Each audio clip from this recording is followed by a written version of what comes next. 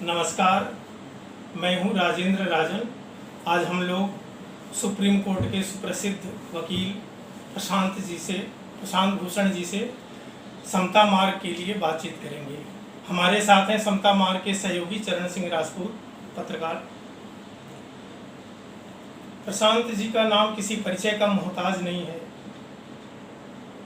लेकिन जैसा कि मौका है और दस्तूर भी है, कुछ शब्द उनके बारे में मैं कहूँगा। प्रशांत जी सुप्रीम कोर्ट के मशहूर वकील तो हैं ही, नागरिक अधिकारों और लोकतांत्रिक मूल्यों के लिए अपने सतत संघर्ष के लिए भी जाने जाते हैं। जनहित याचिकाओं के वकील के रूप में भी उन्होंने कई कानूनी लड़ाइयाँ लड़ी हैं आम लोगों के लिए। भ्रष्टाचार के खिलाफ हर सरकार के समय वो लड़ते रहे हैं, चाहे कोई भी पार्टी सत्ता में रही हो। कई बड़े फैसले उनकी जद्दोजहद ने कराए हैं आम लोगों के पक्ष में, चाहे वो नर्मदा के विस्थापितों का मामला रहा हो, चाहे सूखे के समय किसानों का पक्ष रखना रहा हो, चाहे कोरोना काल में महानगरों से बदहाल मजदूरों का पलायन का मामला रहा हो। ऐसे तमाम मौक़ों पर प्रशांत जी ने देश के कमज़ोर तबके की आवाज़ हमेशा उठाई है और बिना लाग लपेट के अपनी बात कहना उनकी आदत में शुमार है। वो कोई मुरव्वत नहीं करते सच्चाई कहने में। हम कह सकते हैं कि वो कबीर की परंपरा में आते हैं। आज उनसे बातचीत की एक बड़ी प्रासंगिकता यह है कि भारत के लोकतंत्र को लेकर चारों तरफ चिंता का माहौल है। देशद्रोह कानून और आतंकवाद विरोधी कानून का धड़ल्ले से दुरुपयोग हो रहा है। यह दुरुपयोग चरम पर पहुंच चुका है। जरा सी भी असहमति व्यक्त करना बहुत बड़ा जोखिम उठाना हो गया है। पुलिस स्टेट के बन जाने का खतरा बताया जा रहा है और यहाँ तक कहा जाने लगा है कि इमरजेंसी से भी बुरी हालत हो गई है। यहाँ तक कि भारत के लोकतंत्र का ये जो पतन है, इसके बारे में अब देश से बाहर भी दुनिया के पैमाने पर चिंता जताई जाने लगी है और अभी कुछ इस तरह के अध्ययन भी आए हैं। पिछले दिनों एक स्वीडन के थिंक टैंक ने और एक अमेरिका के थिंक टैंक ने भारत के लोकतंत्र को काफ़ी नीचे के पायदान पर रखा है। उतने ही नहीं, यहाँ तक कि अकादमिक क्षेत्र में भी अब जरा सी भी असहमति रखने वाले लोगों पर कहर टूट रहा है, जिसका ताज़ा उदाहरण प्रताप भानु मेहता और अरविंद सुब्रमण्यम का इस्तीफा है अशोका यूनिवर्सिटी से। तो सर प्रशांत जी, देश के लोकतंत्र की जो ये हालत है, इसमें न्यायपालिका को आप कहाँ देख रहे हैं? न्यायपालिका इस हालत के लिए काफ़ी हद तक जिम्मेदार है, क्योंकि न्यायपालिका का दायित्व है संविधान के तहत लोकतंत्र की रक्षा करना, मौलिक अधिकारों की रक्षा करना, दूसरे जो रेगुलेटरी इंस्टीट्यूशंस हैं उनको स्वतंत्र बनाकर रखना, सरकार को अपने दायरे में रखना, विधायिका को अपने दायरे में रखना। ये सब काम न्यायपालिका का है और ख़ासकर उच्चतम न्यायालय का है। तो सुप्रीम कोर्ट के कुछ पिछले कम से कम 5 साल में ये देखने को मिल रहा है कि सुप्रीम कोर्ट का बहुत बुरी तरह से चरमरा गया है और उसका एक बहुत बड़ा कारण ये है कि उसकी स्वतंत्रता, जो कि खासकर सरकार से जो स्वतंत्रता होनी चाहिए, वो अब नहीं दिख रही है। और उसने, मान लीजिए, ऐसा दिखता है जैसे कि सरकार के सामने घुटने टेक दिए। तो इसकी वजह से जो सरकार करना चाह रही है मनमानी, जिस तरह से मौलिक अधिकारों पर हमला हो रहा है, जिस तरह से दूसरे इंस्टीट्यूशंस पर हमला हो रहा है, दूसरे जो संस्थान हैं, चाहे वो इलेक्शन कमीशन हो, चाहे वो कंट्रोलर ऑडिटर जनरल हो, चाहे वो सीबीआई हो, चाहे वो ह्यूमन राइट्स कमीशन हो, सबकी स्वतंत्रता पर आज हमला हो रहा है। और उसको उनको बचाने में सुप्रीम कोर्ट ने कोई पहल नहीं करी। इतने सारे अहम मुकदमे पेंडिंग हैं, चाहे वो हेबियस कॉर्पस के हों, जिन लोगों को गैर कानूनी ढंग से सरकार ने गिरफ्तार कर रखा है, चाहे वो सीएए को चुनौती देने वाले केसेस हों, चाहे वो कश्मीर में जो 370 को करीब करीब ख़त्म किया गया उसको चुनौती देने वाले केसेस हों, किसी की सुनवाई नहीं हो रही। सर, जब कोलेजियम अपने सुप्रीम कोर्ट ने अपने 1-2 फैसलों के ज़रिए कोलेजियम को बना लिया कि इसी तरह से जजों की नियुक्ति होगी, तो फिर ये कहा गया कि ये सुप्रीम कोर्ट की स्वायत्तता की गारंटी के रूप में देखा गया कि इससे जो है सरकार उसकी स्वायत्तता में दखल नहीं दे पाएगी और न्यायपालिका की स्वतंत्रता के लिए ये बहुत ज़रूरी है और ये उसकी स्वतंत्रता इससे निश्चित हो गई। तो कोलेजियम के बने रहने के बावजूद क्या कारण है कि सुप्रीम कोर्ट की ये हालत हो गई? कोई ढांचागत इसकी वजह दिखती? देखिए, उसका एक बड़ा कारण ये होता है कि जब आप किसी जज को या चीफ जस्टिस को के ऊपर कोई दबाव बना लें, दबाव कई तरह से बनाया जाता है। एक तो साधारण तरीका है जो हर सरकार इस्तेमाल करती रही है, रिटायरमेंट के बाद उसको कोई कमीशन ऑफ इंक्वायरी, कोई दूसरा कमीशन ट्राइब्यूनल में नौकरी दे दो। तो ये तो एक साधारण तरीका है। उसके अलावा अब एक नया तरीका अख्तियार किया गया है कि सारी एजेंसीज को इस्तेमाल करके जज के खिलाफ, उसके नज़दीकी करीबी रिश्तेदारों के खिलाफ कुछ ढूंढ लो जिससे उसको ब्लैकमेल किया जा सके। वो भी तरीका अब अख्तियार किया जा रहा है। और एक बार अगर आपने चीफ जस्टिस को पकड़ लिया, तब फिर करीब करीब पूरी न्यायपालिका आपके हाथ में आ गई, क्योंकि चीफ जस्टिस के दो बहुत अहम राइट्स होते हैं, पावर होती है। पहला तो ये कि वो तय करता है कि कौन सा केस कौन सी बेंच या कौन सा जज सुनेगा। और सुप्रीम कोर्ट में हर समय कुछ ऐसे जज होते हैं जो सरकार के करीबी होते हैं, जो उनकी आइडियोलॉजी से ताल्लुक़ रखते हैं या जो कमज़ोर होते हैं, और सरकार जो खासकर एक मजबूत और फांसीवादी सरकार दिख रही है उसके खिलाफ नहीं जाना चाहते। तो जो भी आप पॉलिटिकली सेंसिटिव केसेस हैं, अगर आप उन लोगों को भेज दें तो जाहिर है कि सरकार के खिलाफ कोई फैसला नहीं आएगा। दूसरा अधिकार होता है कि जजों की नियुक्ति में कोलिजियम तो होता है, लेकिन आखिर में चीफ जस्टिस ही कोलिजियम के फैसले सरकार को भेजता है। और उसके बाद कई बार सरकार जो है कोलिजियम का जो फैसला होता भी है उस पर बैठी रहती है। तो मान लीजिए कोलिजियम ने कुछ फैसला लिया जो सरकार नहीं चाहती कि भाई इन जज की नियुक्ति होनी चाहिए, तो और चीफ जस्टिस के ऊपर दबाव डालती है कि हम इनको नहीं चाहते। अब चीफ जस्टिस, क्योंकि बाकी मेंबर्स हैं कोलिजियम में, मान लीजिए वो मजबूर भी है, तो वो फैसला जो कोलिजियम ने लिया है वो सरकार को भेजता ही नहीं, और अगर भेज भी देता है तो सरकार उसके ऊपर बैठी रहती है, और बैठी रहती है तो सरकार को रिमाइंड नहीं करता कि भाई आपने इस फैसले पर, इस निर्णय पर कोई आगे कार्रवाई नहीं करी, क्योंकि नोटिफिकेशन तो सरकार को इशू करना है। तो ये भी बहुत देखने को मिल रहा है, जिसकी वजह से स्वतंत्र जजेस की नियुक्ति नहीं हो पा रही है, फिर आखिर में सरकार कहती है अच्छा चलिए हम 2 आदमी आपके मान लेंगे, 3 आदमी हमारे भी लगा दीजिए, और आखिर में चीफ जस्टिस जो है फिर उसको मान लेता है।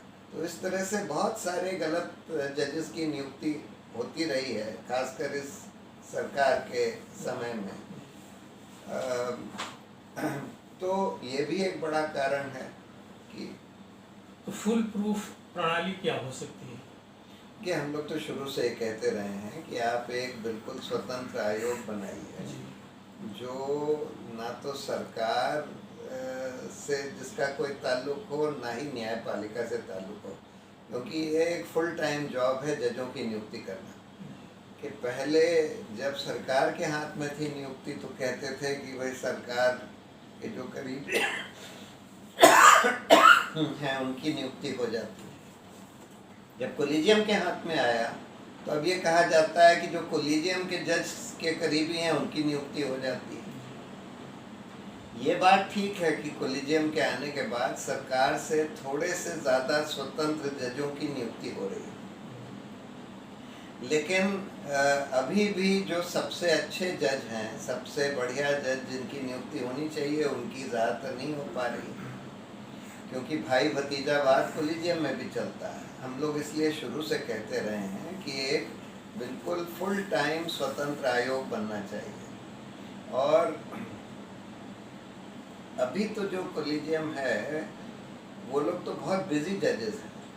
आपको अगर हर साल 100 जजों की नियुक्ति करनी है हाई कोर्ट्स और सुप्रीम कोर्ट में मिलाकर, तो आपको कम से कम 1000-1500 लोगों को के बीच में से छानबीन करके करनी होगी। 1000-1500 लोगों की छानबीन करने में बहुत समय लगता है। सो उसके लिए एक फुल टाइम आयोग चाहिए। ये नहीं कि सिटिंग जजेस, वो लोग तो वैसे ही बहुत बिजी होते हैं, या सिटिंग लॉ मिनिस्टर वगैरह, फिर वो लोग अपने करीबी को बना देते हैं। तो एक बिल्कुल फुल टाइम आयोग की ज़रूरत है, जिसको आप जुडिशल अपॉइंटमेंट्स कमीशन बोलें या जो भी बोलें, जो सरकार से भी स्वतंत्र हो, न्यायपालिका से भी स्वतंत्र हो, और वो लोग चयन करें कम से कम 5 मेंबर्स का, और पारदर्शिता से करें। अभी तो कोई पारदर्शिता भी नहीं है चयन में। सर, कुछ महीने पहले आप एक विवाद में पड़ गए अवमानना के केस में, तो उस अनुभव से आपको क्या लगता है कि ये कानून अवमानना का खत्म कर देना चाहिए या उसमें कोई संशोधन पर्याप्त हो? देखिए, अवमानना 2 तरह के होते हैं, सिविल कंटेम्प्ट और क्रिमिनल कंटेम्प्ट। सिविल कंटेम्प्ट तो मतलब अगर आप कोई आदेश, कुछ किसी कोर्ट के आदेश का पालन ना करें, वो तो रहना चाहिए। दूसरा क्रिमिनल कंटेम्प्ट। क्रिमिनल कंटेम्प्ट के भी 2 पार्ट्स होते हैं। अगर आप किसी न्यायिक प्रक्रिया में बाधा डालें, या दूसरा कहते हैं कि स्कैंडलाइजिंग द कोर्ट और lowering the authority of the court, यानी कि आप कोर्ट के ऊपर कुछ कीचड़ उछाले मानिए। अब कोर्ट की प्रोसीडिंग्स में बाधा डालना तो समझ में आता है कि वो भी कंटेम्प्ट होना चाहिए, वो भी दंडित होना चाहिए, लेकिन अब ये स्कैंडलाइजिंग द कोर्ट और lowering the authority of the court, आपने कोर्ट को क्रिटिसाइज किया, उनकी व्याख्या किया गया, हाँ, तो उसको भी ये लोग कंटेम्प्ट मान लेते हैं। आपने किसी जज जो बेईमान है उसको बेईमान कहा, उसको भी कंटेम्प्ट मान लेते हैं। आपके पास पूरा सबूत भी हो कि भाई बेईमान है, उसको भी कंटेम्प्ट मान लेते हैं। अभी एक अमेंडमेंट किया गया है कि अगर आपने जो बोला है वो सच है तो वो आप डिफेंस ले सकते हैं, लेकिन उसको भी जज कौन करेगा? वही लोग जज करते हैं जिनके खिलाफ आपने आरोप लगाया है, वो भी बाद में पता चलेगा सच। तो इसलिए ये एक बड़ा खतरनाक जुरिस्डिक्शन है, स्कैंडलाइजिंग और lowering the authority of the court, जिसमें जज लोग अपने ही ऊपर बैठते हैं, अपनी ही साख बचाने के लिए बैठते हैं। और इसी वजह से अमेरिका में इसको कंटेम्प्ट नहीं माना जाता, इंग्लैंड में भी इसको ख़त्म कर दिया गया है, जहाँ से ये शुरू हुआ था और हिंदुस्तान आया था वहाँ पर भी ख़त्म कर दिया गया, और ज़्यादातर सभी देशों में ऐसा अब कानून नहीं है, लेकिन हिंदुस्तान में चलाया जा रहा है। जबकि हिंदुस्तान में तो जजों की कोई जवाबदेही है ही नहीं, क्योंकि आज आप उनके खिलाफ कोई डिसिप्लिनरी प्रोसीडिंग नहीं चला सकते। इम्पीचमेंट भी बड़ा मुश्किल काम है, अनलेस कि सरकार इंटरेस्टेड हो इम्पीचमेंट में, तो हम लोग देख चुके हैं। उनके खिलाफ आपने अगर कुछ व्याख्या भी करी तो उसमें कंटेम्प्ट चलाया जा सकता है। और अब तो उन्होंने बोल दिया है कि आरटीआई में भी आपको कुछ नहीं दिया जाएगा अगर कोर्ट का मामला हो। ये भी नहीं बताएंगे कि भाई किस कोर्ट में कितने जजमेंट्स पेंडिंग हैं, कितने दिन पहले सुनवाई खत्म हो चुकी है और अभी तक जजमेंट नहीं दिया गया, इसकी भी कोई सूचना नहीं देंगे। तो यानी कि कोर्ट्स जो आजकल हैं बिल्कुल अपने आप को ये समझने लगे हैं कि भाई हम राजा हैं, खासकर हाई कोर्ट और सुप्रीम कोर्ट। तो सर ये जो एक बहुत बड़ा कारण ये है कंटेम्प्ट की पावर होना और निष्पक्षता और जो पत्रकारी मूल्य हैं उनको सुनिश्चित करने का कोई कानूनी तरीका भी हो सकता है? हो सकता है। एक तो देखिए, मीडिया को कंट्रोल करने के लिए कई तरीके सरकार तैयार करती है। एक तो सरकारी एडवर्टाइजमेंट्स के द्वारा, तो सरकारी एडवर्टाइजमेंट्स देना, किसको देना सरकार के हाथ में नहीं होना चाहिए, कि इंडिपेंडेंट रेगुलेटर होना चाहिए जो देखे और बिल्कुल एक फेयर तरीके से एडवर्टाइजमेंट्स दिए जाएं, कोई बिल्कुल ट्रांसपेरेंट पॉलिसी के तहत। दूसरी बात, आजकल तो खैर एजेंसीज का दुरुपयोग हो रहा है जो स्वतंत्र मीडिया है उसके खिलाफ। तीसरी बात जांच एजेंसियों का, हाँ, जांच एजेंसी। तीसरी बात, जो कॉरपोरेट मीडिया, कॉरपोरेट घरानों के अंडर है, जो वो लोग कंट्रोल करते हैं। तो अगर आप कॉरपोरेट उनके जो कंपनियों के ऊपर दबाव डालें, अगेन जांच एजेंसियों को इस्तेमाल करके या उनके खिलाफ कोई एक्शन लेके, तो उससे भी वो लोग चरमरा जाते हैं। तो पहली बात तो मुझे लगता है कि जो ये मीडिया मोनोपोलीज और कॉरपोरेट ओनरशिप्स वगैरह, इसके बारे में खैर पूरी इंफॉर्मेशन सार्वजनिक होनी चाहिए। दूसरी बात, मेरी तो खैर निजी राय ये है कि मीडिया जो है नॉट फॉर प्रॉफिट ट्रस्ट्स के ही थ्रू चलना चाहिए, by and large for profit corporations के अंडर नहीं होना चाहिए। दूसरी बात, एक तो प्रेस काउंसिल तो बिल्कुल एक मजाक सा बन गया है, सरकारी नियुक्त करती है, उनके लोग होते हैं। सो मीडिया एक बिल्कुल स्वतंत्र मीडिया काउंसिल होना चाहिए जो सरकार से बिल्कुल स्वतंत्र हो, जिसकी नियुक्ति इस तरीके से हो कि सरकार का उसमें कोई खास अहम रोल ना, और उसको पूरा अधिकार होना चाहिए कि जो मीडिया, कुछ मीडिया के घराने जो है आजकल झूठी खबर छापते हैं, दंगा भड़काने के लिए खबरें छापते हैं, हिंदू मुस्लिम विवाद और पैदा करने के लिए छापते हैं, उसको वो लोग कंट्रोल कर सकें, उनके खिलाफ आदेश दे सकें, जो गाइडलाइंस वगैरह हैं उनको इन्फोर्स कर सकें, उनको दंडित कर सकें। और ये जो एजेंसीज वगैरह का, जांच एजेंसियों का जो दुरुपयोग हो रहा है, उसके ऊपर भी नियंत्रण मीडिया काउंसिल का होना चाहिए। चरण सिंह, आपको कुछ पूछना है? जी, तो मैं ये पूछना चाहता हूँ कि मजीठिया वेज बोर्ड जो है प्रिंट मीडिया के लिए आया, वो सुप्रीम कोर्ट का आदेश था, अवमानना का केस भी चला उसमें, और जिन मीडिया कर्मियों ने सुप्रीम कोर्ट के आदेश का हवाला देते हुए मजीठिया वेज बोर्ड की मांग की, उन्हें नौकरी से निकाल दिया गया। और सुप्रीम कोर्ट ने उन मीडिया कर्मियों को लेबर कोर्ट भेज दिया। आज की स्थिति ये है कि वो मीडिया कर्मी लेबर कोर्ट में धक्के खा रहे हैं। सर, सुप्रीम कोर्ट के इस रुख को आप किस रूप में देखते हैं? ये सुप्रीम कोर्ट कई बार अपने काम से पल्ला झाड़ लेता है जी। उसमें सुप्रीम कोर्ट को खुद तय करना चाहिए था। तो इतना बड़ा मामला था ना, सभी लोग उसमें इन्वॉल्व थे। जी जी। फिर से उन्होंने वेज बोर्ड मतलब फिर से उन्होंने लेबर कोर्ट भेज दिया। जी लेबर कोर्ट में या तो फिर सुप्रीम कोर्ट उसको मॉनिटर करके देखे कि भाई जल्दी से जी लेबर कोर्ट तय कर दे, जी जी और नहीं तो खुद ही तय कर सकते थे। कई बार ये लोग, अब आजकल तो जैसे कोविड है जी तो 1 साल से केसों की सुनवाई नहीं हो रही, पुराने केस लग ही नहीं रहे। जी ये वाला भी जो केस है ये भी नहीं लग रहा, जी। और भी केस नहीं लग रहे, जी, जी। हियरिंग ही नहीं हो रही, जी जी और कोर्ट ऐसे चलता ही चला जा रहा है। जी जी आज कोई औचित्य नहीं है कि जी। रेगुलर हियरिंग्स क्यों ना रिज्यूम हो सके। जी जी लेकिन कोविड का मतलब ये है कि आप सारा काम बंद कर देंगे, सब चीजों का। जी जी मतलब कि आपने पूरी इकोनॉमी ध्वस्त जी। कर दी, जी। अब आप कोर्ट्स को ध्वस्त कर रहे हैं जी, ये जी। कह के कि भाई कोविड का डर है। जी कुल मिलाकर आज 120 125 ज्यादा से ज्यादा लोग रोज कोविड के कारण मर रहे हैं। जी जी फ्लू से हर रोज 400 लोग मरते हैं, जी बिल्कुल ट्यूबरकुलोसिस से जी। 1000 से ज्यादा मरते जी हैं।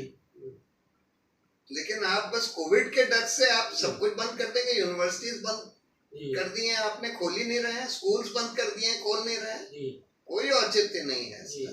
सर अक्सर देखा जाता है कि जजों के रिटायरमेंट होने के बाद में काफ़ी जजों को किसी आयोग का चेयरमैन बना दिया जाता है। अब तो राज्यसभा में भेजने की एक परिपाटी देश में शुरू हो चुकी है। आप ये जो हो रहा है इससे न्यायपालिका कितनी प्रभावित हो रही है सर, आप इसमें थोड़ा सा प्रकाश डालिए। नहीं, इससे तो बहुत प्रभावित हो रही है। पहली बात तो जी। जजों को रिटायरमेंट के बाद जी सरकार को कोई अख्तियार नहीं होना चाहिए कोई भी नौकरी देने के लिए। जी जी चाहे वो गवर्नर हो, चाहे वो राज्यसभा हो, चाहे वो कमीशन ऑफ इंक्वायरी हो, चाहे वो ट्राइब्यूनल हो। जी सरकार के पास जजों के रिटायरमेंट के बाद उनको कुछ भी देने का कोई अधिकार नहीं होना चाहिए। जी इससे उनकी बहुत स्वतंत्रता चरमराती है। तो बिल्कुल कानून ये होना चाहिए। मैं ये नहीं कह रहा कि जजों को रिटायरमेंट के बाद कोई काम नहीं दिया जा सकता, जी। लेकिन वो काम सरकार के हाथ में नहीं होना चाहिए। कोई स्वतंत्र आयोग जैसे ये चयन का आयोग बने, उनको आप अख्तियार दे दीजिए कि जजों को रिटायरमेंट के बाद क्या नौकरी। बातचीत यहीं खत्म करते हैं।